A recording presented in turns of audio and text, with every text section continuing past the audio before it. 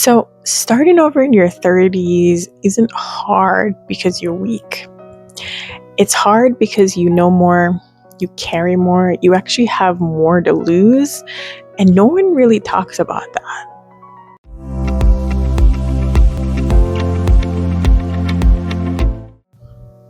So, if you're starting over in your 30s and it's starting to feel heavier than you expected, a little bit more difficult than you thought it would be, this video is for you. There's nothing wrong with you.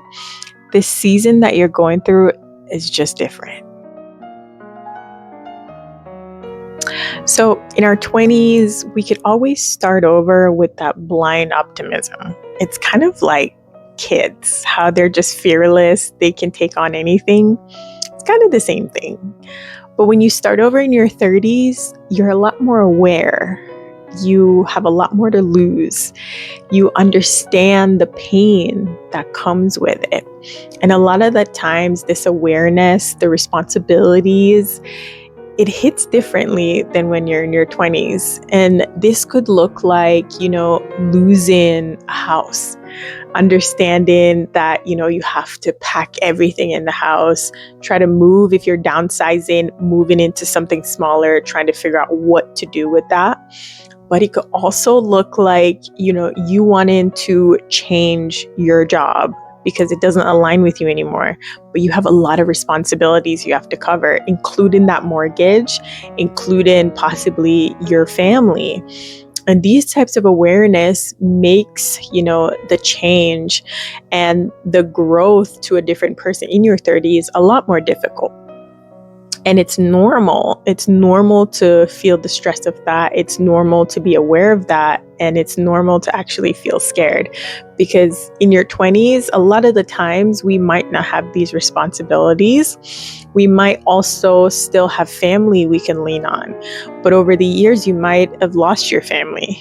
Maybe it's the loss that's actually put you in this place of, change, that you don't feel like you have something to fall back on. And the awareness of all this responsibility can cause this. And it can be a scary place to be in, but it's always for a reason and there's always a way out.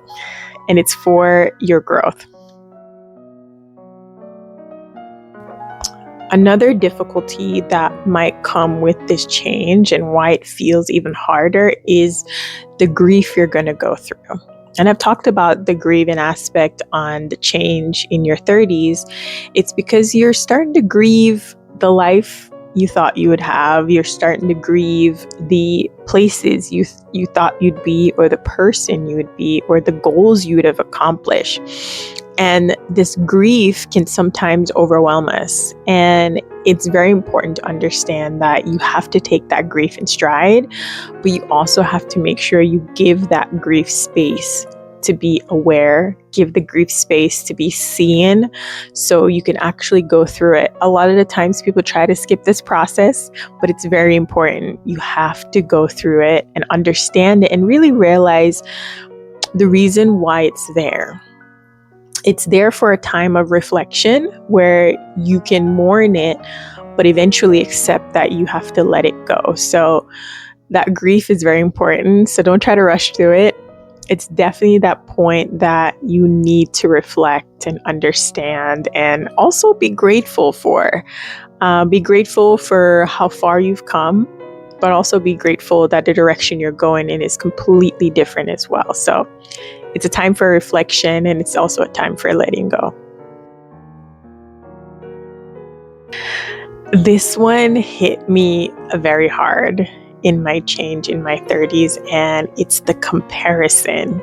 The comparison hits even harder when you're starting over in your 30s because you start to see people who look like they've already been settled, they have it all together, or maybe they even had or they have the life that you thought you would have had. And this comparison, it hits different starting over in your 30s because now in that moment of comparison, you start to feel like you're the failure. And you have to realize that you're not the failure, right? What they have and what you're going for is complete misalignment. It's not aligned with you anymore. And your goals are bringing you to your alignment.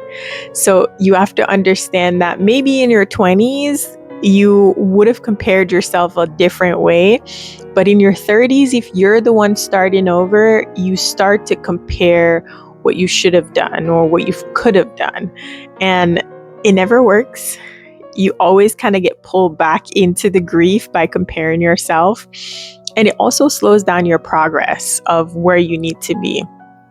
And I get it. It might be hard to avoid in the beginning. It's a natural phase you're going to go through when you start over. It's natural to think that you want someone else's life, or maybe you start to think that that person doesn't deserve it, that you should have had it. But these thoughts are very normal. It's the process we have to go through and the process we kind of end up at when we've lost the old version of ourselves, or the old life that we thought we would be, or the person we thought we would be. And then we start to see other people in that. And obviously we're seeing them from the outside. We're not seeing them from the inside. So we don't know what their struggles are, which a lot of the times as humans we do, because we see something and we see someone with something that we want or we thought we wanted, and we think they have it perfectly, but we're only seeing it from the outside. We don't know their struggles. So it's very hard to compare yourself in your 30s because it's going to hit very differently. So really try to steer away from that, and I think one of the easiest ways to do that, because we do it on a day-to-day basis on social media. And the best way to kind of pull yourself away from it is to unfollow the things that make you feel like you lost something, or make you feel like you're less than, or make you feel like you should have been in that position, and unfollow it. Take it off your feed if it's not something that's going to make you feel empowered, if it's not something that's going to make you feel like you have the strength for the next step that you need to take on. Take it off your feed because it's not serving you in the journey you're on currently.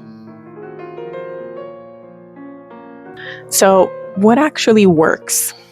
And it's not something you're going to hear, but it's something that we all have to actually accept, is first, patience. You have to have patience in this time of change because it's not something you can rush.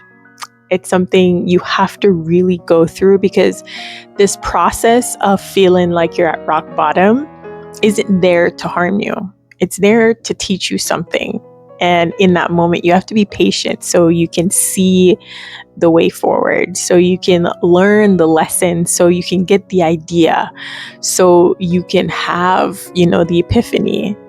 These moments are there for you to experience them. So I think the first thing you want to do is make sure you're not rushing the process.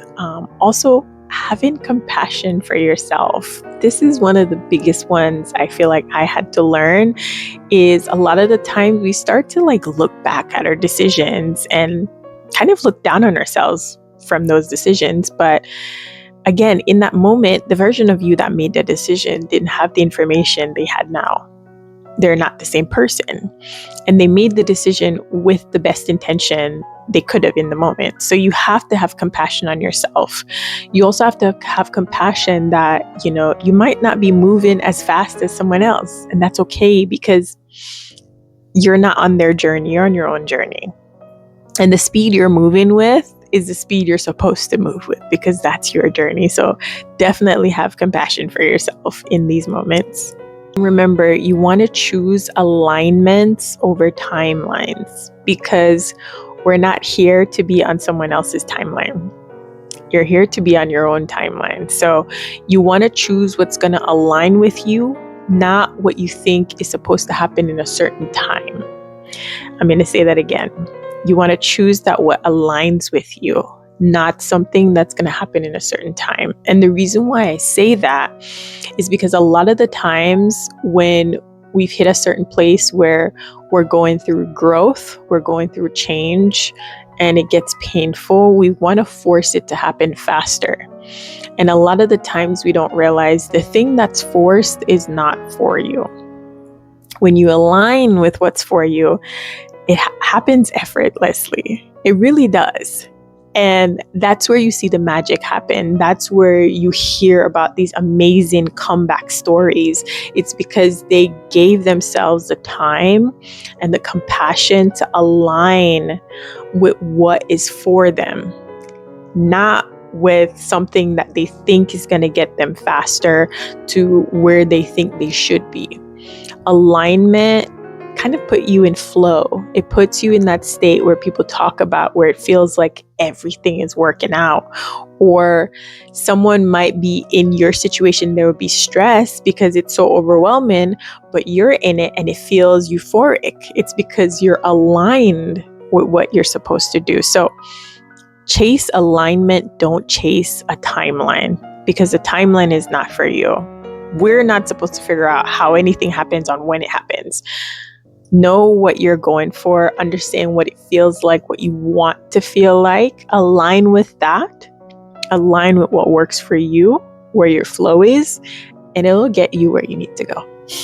So if you watch this video and it made you feel understood, it made you feel seen, I want you to hit this link to watch the next video. And this one talks about what the glow up actually is and how you're really going to achieve that. But remember, you're not behind, you're becoming. So thank you so much for watching. Until next time, bye.